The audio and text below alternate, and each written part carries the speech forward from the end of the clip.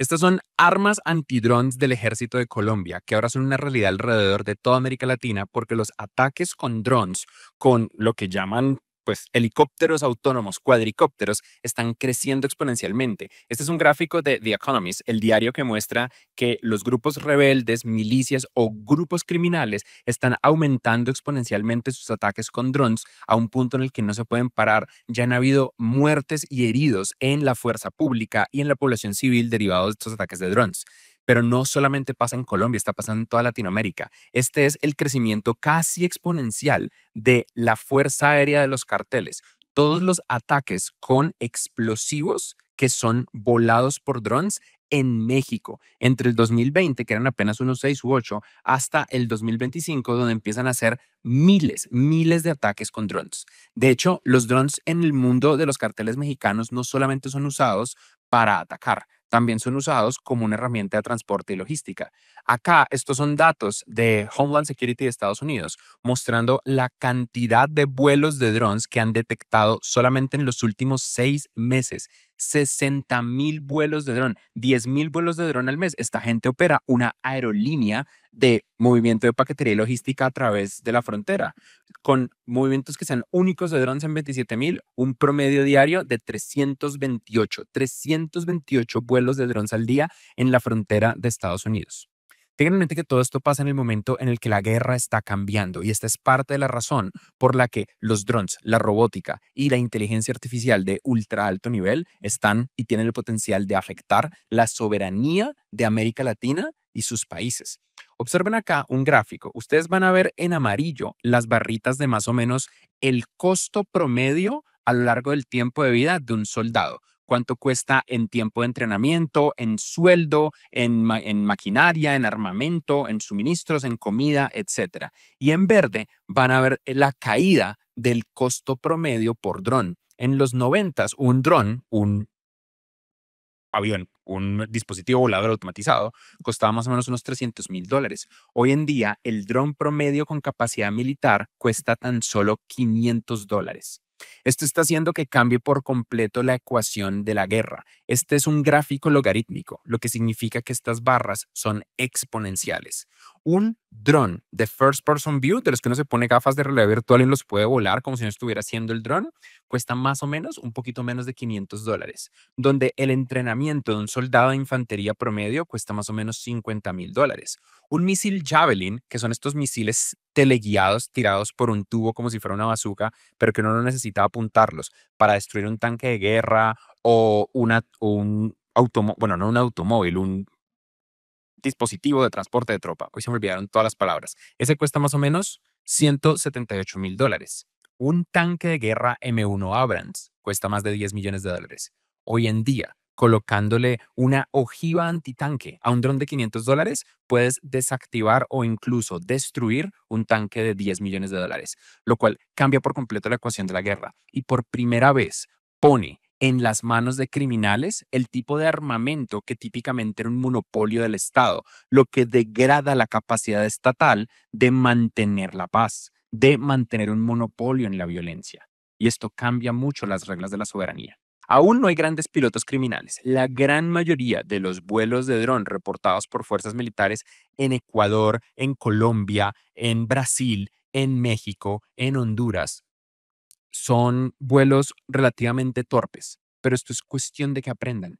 Tengan en mente que así era Ucrania. Al inicio de la guerra, aquí en azul, la gran mayoría de los ataques exitosos, sea heridos o muertos en combate en la guerra de Ucrania, al inicio de la guerra en el 2022, era por artillería. Y observen cómo en verde va cambiando lentamente, lentamente, lentamente, hasta que de repente la gran mayoría de las personas, los soldados muertos o heridos en combate en Ucrania empiezan a ser por drones. No es como que Latinoamérica esté en cero. Dragón es un dron fabricado en Colombia que tiene una capacidad fuerte de carga, ahí dice 7,5 kilogramos, una autonomía de 94 minutos, tiene todo el sistema de baterías, alcance, tiene un alcance de hasta 20 kilómetros de ataque, puede ser control remoto, misiones automáticas, es decir, si hay un entorno de guerra electrónica es cuando los ejércitos, las tropas, usan diferentes mecanismos de antenas para bloquear o capturar la señal de un dron. Entonces hay drones que detectan que los están interviniendo y se desconectan de su piloto y operan de manera autónoma con lo que tengan cargado en el chip a bordo. Entonces, esto es un dron fabricado internamente en Colombia y varios otros países de América Latina tienen sus propias industrias. Pero cuando uno va y mira la realidad es que ni siquiera Estados Unidos tiene una gran capacidad de producción de drones. Hoy en día, Ucrania produce más o menos 2.2 millones de drones al año. Rusia produce 1.5 millones. Tengan en mente que Ucrania es un país de 34 millones de personas en guerra, mucho más chiquito que nuestros países, el que era el segundo país más corrupto de Europa y con un Producto Interno Bruto un 30 a 50% del promedio de las economías medianas de América Latina como Colombia, Chile o Argentina. Ucrania, a pesar de eso, logró fabricar más drones de los que logró Rusia. Cuando uno está bajo una invasión donde lo van a matar a uno, pues uno se mueve. Sin embargo, no se compara con China, que fabricó más del doble, 4 millones de drones el año pasado. Estados Unidos apenas fabricó, yo estoy seguro si este dato es 100% correcto, pero aquí mencionan que los drones 100% de Estados Unidos, de pronto y sí, porque muchas partes vienen de China, fueron hasta el momento apenas 24,000. Cuando uno va y mira el mercado entero de drones en el planeta, ¿quién lo controla? El control de China por el mercado de drones es muy fuerte. El 70% de los drones en el mercado global vienen de una u otra manera de China. Los drones del mercado comercial de Estados Unidos, el 90% vienen de China. Y la cadena de suministro, las partes, las hélices, los rotores, se llaman brushless motors, que son un tipo de motor especial con un imán, el ensamble de las baterías, etcétera, etcétera. El 80% de estas herramientas viene de China. China controla de una manera muy absoluta la herramienta que tiene el potencial de restarle soberanía a América Latina. No solamente la controlan de una perspectiva de construcción, sino también desde una perspectiva de innovación. Aquí ustedes ven la cantidad de patentes en robótica y en inteligencia artificial por país. Las patentes de robótica y de inteligencia artificial de China superan bastante, casi un 30% más a las de Estados Unidos y mucho más a las de Europa. Ustedes ven aquí en verde las patentes de América Latina en inteligencia artificial y robótica. No es cero, no son cero. O sea, nosotros producimos patentes e innovación en inteligencia artificial y robótica, pero la cantidad es minúscula comparada con Europa, seguido de Estados Unidos, seguido de China. Y este es el problema. América Latina no puede protegerse a sí misma del futuro. Piensen que lo que pasa hoy en día en Ucrania eventualmente va a pasar en los grupos criminales de Centroamérica, en las bandas criminales de Colombia, de Ecuador, de Perú, en los carteles de México, porque al final del día, si esto les da una herramienta para mejorar su logística de distribución, para mejorar el control de territorio que tienen, pues va a ser muy difícil que el Estado controle territorio. ¿Cómo se detiene esto? Pues existen herramientas, por supuesto, pero también tengan en mente que hasta ahora América Latina realmente no ha tenido que invertir en defensa. Cuando uno va y mira, no necesariamente la cantidad de dinero, sino el porcentaje del Producto Interno Bruto que cada país invierte en defensa, aquí tenemos, por ejemplo, este gráfico que nos muestra que Israel es el país, pues obviamente Israel, la invasión a Gaza, etcétera. Pero Israel es el país que en el 2024 más invirtió en defensa con un 8.8%, seguido de Arabia Saudita con un 6.8%, seguido de Rusia, pues invadieron Ucrania, con un 6%. Luego le sigue Estados Unidos con un 3.4%. Estados Unidos es el país que más invierte fuera de una situación extraña en defensa.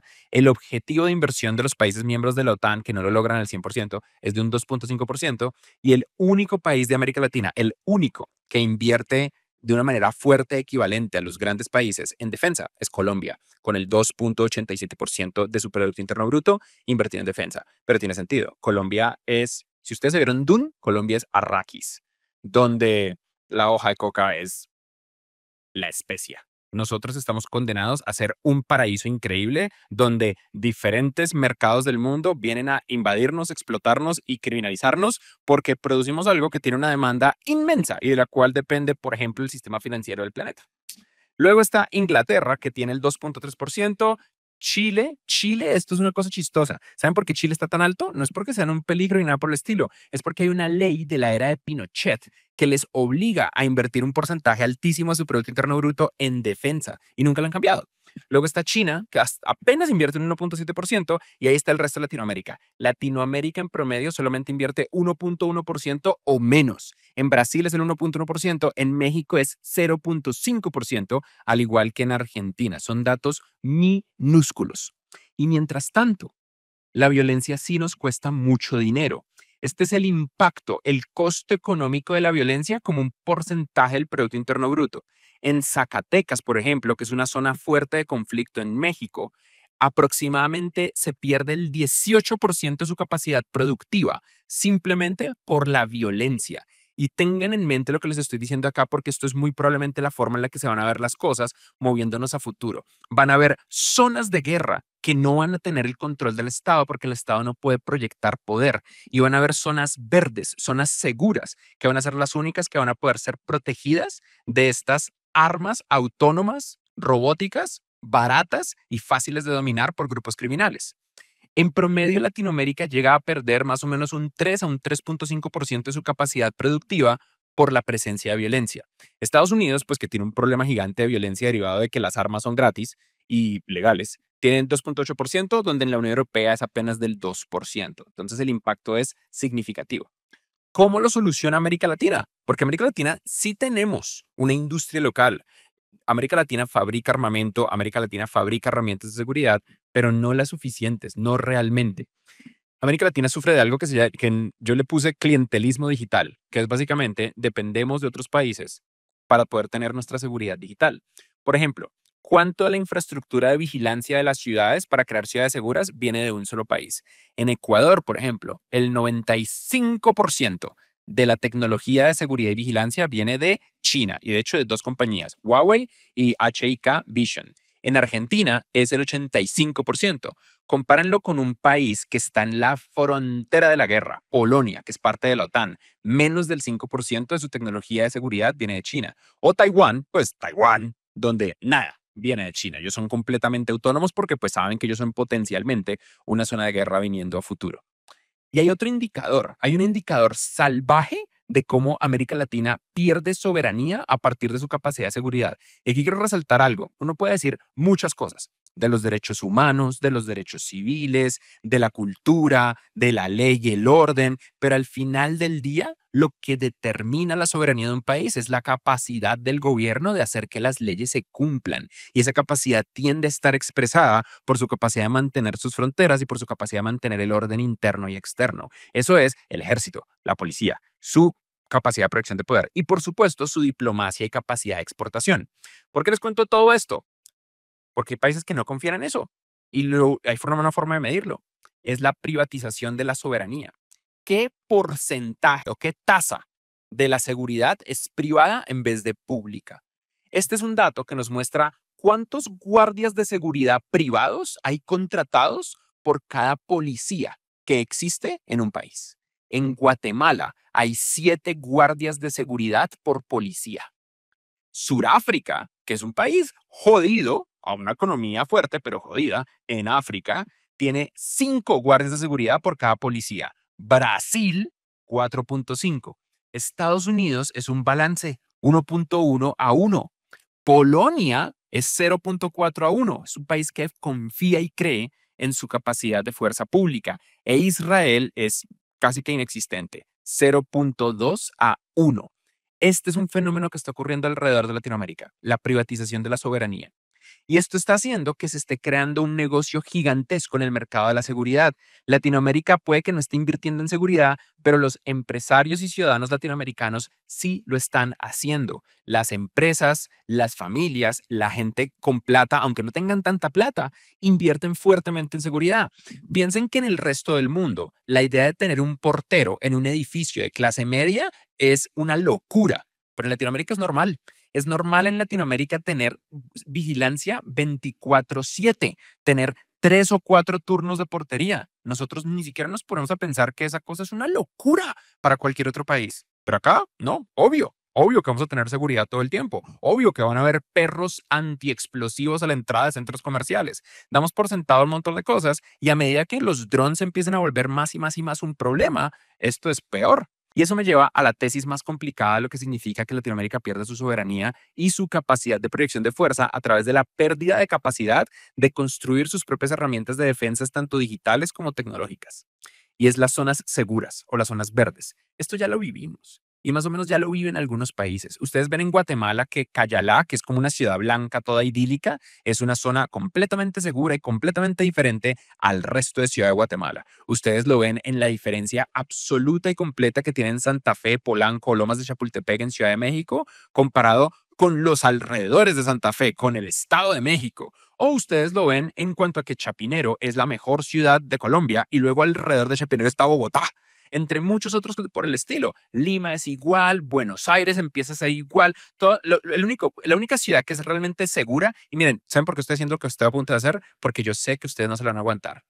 La única ciudad realmente segura de Latinoamérica es Santiago de Chile. Y esto es lo que va a pasar. Lo que va a pasar, porque lo veo, es que ya pausaron el video los chilenos que están viendo esto y fueron a los comentarios y me están diciendo cómo el tren de Aragua acabó con Chile, la migración de los venezolanos, cómo está súper seguro, cómo yo no veo noticias, porque yo sé cómo son mis queridos amigos chilenos. Viven cagados del susto porque no tienen perspectiva. En Santiago de Chile no pasa nada, no pasa nada. Vayan e investiguen la diferencia entre la tasa de criminalidad y la tasa de robo de Santiago de Chile con la de Barcelona. Barcelona es más inseguro que Santiago de Chile, pero los santiaguinos viven cagados del susto, porque todo el tiempo en la televisión les están diciendo que robaron a alguien. La última vez que fui a Santiago, robaron a un man a las afueras de un centro comercial. Esa noticia la repitieron 5 veces los 5 días que estuve en Santiago. Entonces, claro, los santiaguinos van a decir, no, es que nos están robando a cada rato, porque no pasa nada en Santiago, no pasa nada. Mentiras, pasa una cosa. Boragó fue recientemente reconocido como uno de los mejores restaurantes del mundo. Excelente trabajo, santiaguinos. Pero entonces, eso es lo que pasa. Volviendo, nos va a tocar vivir en zonas seguras, como era Colombia en los 90, como es Ciudad de México el día de hoy. Es decir, va a haber una bifurcación aún más fuerte de desigualdad que causa más crimen, porque el crimen principalmente lo causa la desigualdad. No es la pobreza. No, lee un libro, es la desigualdad. Los países más desiguales son los que tienen mayor tasa de criminalidad. Hay países pobres sin esa tasa de criminalidad. La tasa de criminalidad en Vietnam no es tan fuerte. La tasa de criminalidad en Indonesia no es tan fuerte y son más pobres que Latinoamérica. Y en Latinoamérica hay más crimen, es la tasa de desigualdad. Estoy simplificándolo, pero es eso. Y esto va a aumentar fuertemente la tasa de desigualdad, duro, duro, duro, duro. Y va a ser un problema. Las zonas seguras van a terminar creando dos tipos de ciudadanos, sino es que ya lo están creando. ¿Cómo se detiene un dron? Los drones se detienen de manera efectiva con guerra electrónica, como les mencioné antes, pero eso es difícil porque guerra electrónica para un dron en una ciudad mataría la señal de celular de los teléfonos y eso no puede ser. La otra forma es tener un sistema de radares y destruirlos con armamento. Este es un nuevo armamento que tiene Inglaterra. Se llama Dragonfire. Dragonfire, a diferencia de los amantes de cierta saga de libros donde hay jinetes de dragones que sienten lo que el dragón siente y hay una protagonista que se llama Violet a la que le dicen Violence, you know what I mean. Esto no, esto es un láser, esto es un láser, esto es un láser. Esto es un láser que mata el dron y lo mata por $90, pero pues solamente lo fabrica Inglaterra. Israel tiene su propio láser, lo van a estrenar este año, lo llaman el rayo de hierro porque no tienen creatividad. Iron Beam. También hay un hardware muy viejo de Alemania que se llama el Gepard, que tiene, esto era originalmente para aviones, pero lo están usando contra drones relativamente efectivos, como un tanque al que le montan este cañón antiaéreo en el techo. Ellos tienen uno nuevo, ahorita se me está yendo el nombre, no me acuerdo, tiene un nombre súper cool, algo así como Cloud Striker, se me olvidó, pero esta es de una de mis empresas favoritas, la empresa que tiene el mejor nombre de una empresa de defensa del mundo. Rheinmetall. No es como lluvia de metales porque es metalurgia del Rin, el río en Alemania, pero Rheinmetall construye este sistema que automáticamente ve dónde van los drones y le dispara una de estas ojivas, que no sé si ven esas bolitas que está por dentro, pero eso crea una nube de tungsteno que arrasa con toda esta vaina. Todos estos son sistemas que funcionan en capas. Entonces la idea es tener una capa de intercepción larga, una capa de intercepción media, una capa de intercepción corta, de tal manera que si alguno de estos misiles o drones atraviesa una de las capas, pues la otra capa no la atraviese y crear básicamente un campo de fuerza alrededor de una zona. Suena que con eso solucionamos el problema, ¿verdad? Pues no, porque esto funciona para 10, 15, 20, 30 kilómetros de radio. No funciona para una zona entera. Piensen, por ejemplo, que este es el mapa de Colombia y ustedes ven acá en rojo las zonas de cultivo de coca y en azul todos los lugares donde han habido ataques exitosos con drones de parte de los grupos criminales. Eso es extremadamente difícil. Esto es extremadamente complejo de solucionar. ¿Cómo uno soluciona esto? Uno no le puede colocar un campo de fuerza a todo el país. Entonces uno termina simplemente creando unas zonas que sí y otras zonas que no. Esto es muy, muy, muy problemático porque esta es parte de la razón por la que afecta la soberanía, porque por $500 tienes un grupo hipermóvil de acoso a la fuerza pública. Mientras tanto, los países que sí van a poder solucionar esto son los países que van a poder fabricar rápidamente este tipo de armamento autónomo.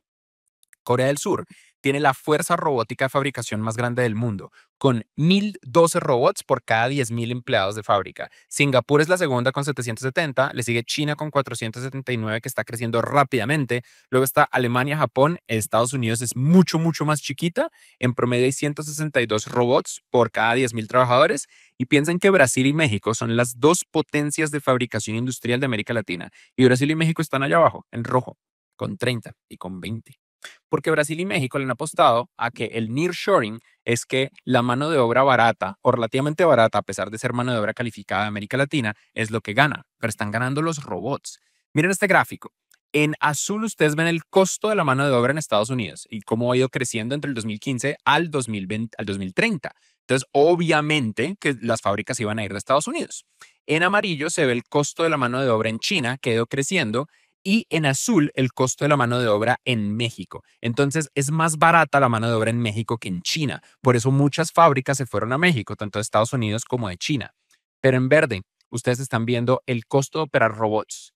Y cada vez los robots son más completos. Si ustedes vieron el programa anterior de Europa, saben de un brazo robótico que se llama KUKA. Vayan y revísenlo. Pero para el 2023 empezó a ser más barato tener robots que tener humanos. Y para el 2030 ya habremos cruzado, de hecho para el 2027 habremos cruzado el umbral y probablemente van a desaparecer las fábricas de México y de Brasil. No porque no sirvan, sino porque no son eficientes. Va a ser mucho mejor devolver, porque también va a ser mejor para la seguridad de estos países, devolver los robots y las fábricas a Estados Unidos, a China continental y fabricar en el país. Ahora, estos drones no funcionan solos, ¿no? Estos drones necesitan como una maquinita mágica y si ven esa cajita azul que está ahí, eso es una batería y sin batería no vuelan. Y las baterías funcionan con litio. ¿Y saben quién controla el 60% del litio? América Latina. En América Latina está el 60% del litio, en Bolivia, en Argentina, en Chile. El problema es que no sabemos extraerlo. Porque nosotros en Latinoamérica, con la excepción de Chile, gran país, no pasa nada, roban a alguien afuera de un centro comercial y repiten la noticia 8 veces. Chile es el único país que ha tenido la capacidad financiada por China de mecanizar y automatizar la extracción de litio a alta escala. Argentina está empezando, Bolivia no lo ha logrado. Entonces puede que haya un montón de litio en el piso, pero si no lo sabemos extraer, miren cómo Australia extrae 3 veces más litio de todo el litio que hay en Bolivia. Ya casi se lo acaban, ¿no? Y China igual. China casi que no tiene litio, pero le sacan hasta apretan esa roca hasta que gotee la última gota de litio. Entonces puede que nosotros controlemos uno de los recursos naturales más importantes, pero al final del día esto refuerza aún más duro el problema del clientelismo digital, donde vamos a intercambiar seguridad por recursos naturales. Y China no es que no entienda esto. Esta es la inversión grande de China en Latinoamérica en los últimos 2 años. China es de los países que más fuertemente han invertido en infraestructura en Latinoamérica. Hay un puerto, el puerto de Chancay en Perú, que les costó $3.6 billion, $3.600 millones. Es un puerto, eso es del futuro, es un puerto autónomo espectacular lleno de robots, generando menos empleo para Perú, aunque por supuesto que está generando empleos para Perú. Y es un puerto ridículo porque es el punto de entrada estratégico de China al resto de América Latina. Lo mismo han hecho con el metro en México y con el metro en Bogotá, con empresas de fabricación de automóviles eléctricos y de baterías, con extractores de litio en Argentina, con fábricas tanto de teléfonos como de automóviles en Brasil, etcétera, etcétera, etcétera. Y luego está el software, porque la inteligencia artificial también nos afecta a la soberanía. ¿Ustedes han pensado que la inteligencia artificial es mucho más que automatización de drones? Claro, yo tengo un modelo de AI que monto en un chip Huawei, que monto en un dron que armé en Shenzhen y voy y le pongo un bombazo al Cauca. Pero la automatización de los drones no es lo único. La inteligencia artificial también es la automatización de la manipulación.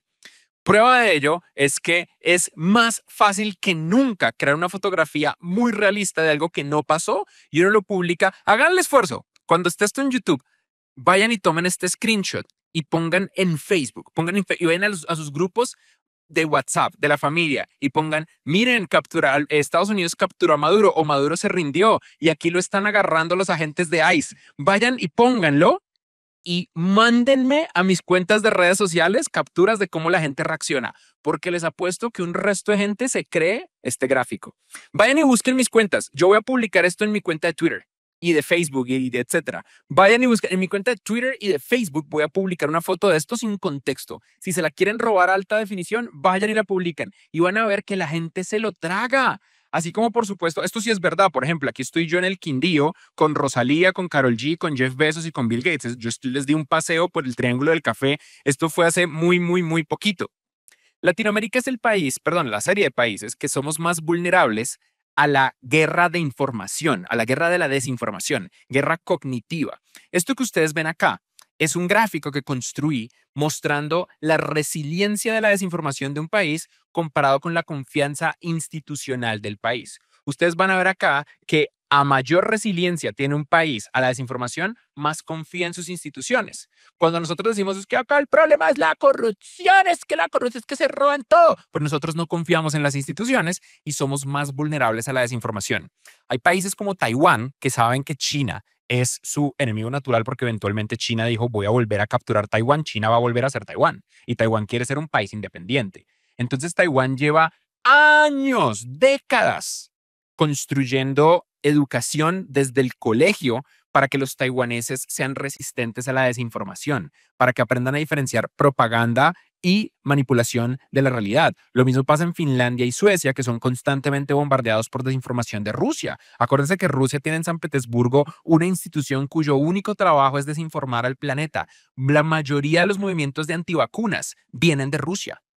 Y pues ha funcionado. ¿Y dónde está mi clúster de Latinoamérica? Allí en una esquina está Colombia, México y Brasil. Somos muy vulnerables y nuestros gobiernos son vulnerables.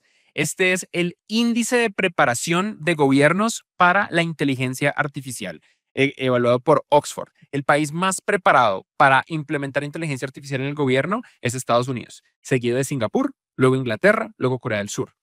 China está bastante bien. Y aquí en verde tenemos mucho peor a Chile, a Brasil, a Uruguay, a México, luego el promedio global y el promedio latinoamericano está bajito.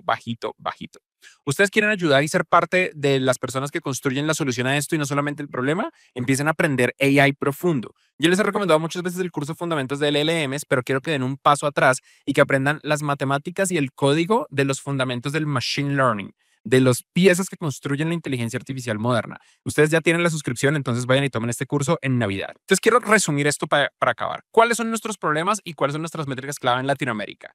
Desde una perspectiva de densidad por robot, Latinoamérica está en números negativos, donde China está al doble de Estados Unidos y nosotros estamos 19 veces por detrás de China. En capacidad de producción de drones, no tenemos capacidad de producción de drones de nada, mientras China produce millones al año y Estados Unidos produce miles al año. En porcentaje de inversión en defensa, gastamos el 1.1% comparado con el 3.4% de Estados Unidos y el 1.7% en China del Producto Interno Bruto. En nuestro puntaje de estar listos para inteligencia artificial, números negativos. En infraestructura 4G dominada por una sola empresa, en este caso Huawei, el 70% de la infraestructura de comunicación celular de Latinoamérica es de un solo país, de una sola empresa, de Huawei en China, donde en Estados Unidos es del 0% por ley. En reservas de litio controlamos un asset estratégico, pero todavía no lo sabemos extraer. En capacidad de capturar la cadena de valor de esas baterías, no tenemos capacidad de capturar. Es una trampa de commodities. Y en nuestra tasa de homicidio somos violentos, pero violentos comparado con el resto. Tengan en mente que un ataque terrorista con drones es cuestión de tiempo. A mí realmente me sorprende que esto no haya pasado ya. Que no tengamos en una ciudad una tragedia por drones. Hemos sido muy suertudos, pero sí hemos tenido ataques. Este año, una prisión máxima de seguridad en Ecuador, sufrió un ataque repetido constante de drones que destruyó el techo de la penitenciaría en Guayaquil. Y también este año, el Comando Vermelho de Río de Janeiro no solamente atacó con fusiles importados, sino también con drones a la fuerza pública, a la tropa de élite o Comandante Nascimento. Gran película. Véanse de Tropa de Élite. Los atacó, drones. Estos son criminales de favela con drones atacando a la tropa más importante de Brasil. Les recomiendo mucho, si quieren tener criterio, tomar el curso de toma de decisiones basada en datos. Este curso les va a ayudar mucho a entender muchos de estos números y a que en vez de que me crean a mí, o le crean a los sesgos independientes que ustedes tienen, aprendan a creerle, a tomar la decisión basada en datos. Pero quiero terminar contándoles lo que va a pasar si continuamos por este camino. Hoy en día, más o menos el 50% del Producto Interno Bruto de nuestra región se construye en lo que podríamos llamar una zona verde, una zona segura, zonas donde el gobierno tiene total control de la población. Suena que para los próximos años y de aquí al 2040, más del 80% del Producto Interno Bruto se va a ir para allá, lo que significa que en el resto de la región, en nuestros países, no va a haber dinero y vamos a tener una caída gigantesca de la población que vive en el resto de nuestros países y una sobrepoblación de nuestras ciudades, que ya de por sí va a ser un problema con la caída de la tasa de fertilidad. Ojalá que no, y está en nuestras manos, pero tenemos que ser muy conscientes de lo que viene y por lo menos no parar de aprender para prepararnos.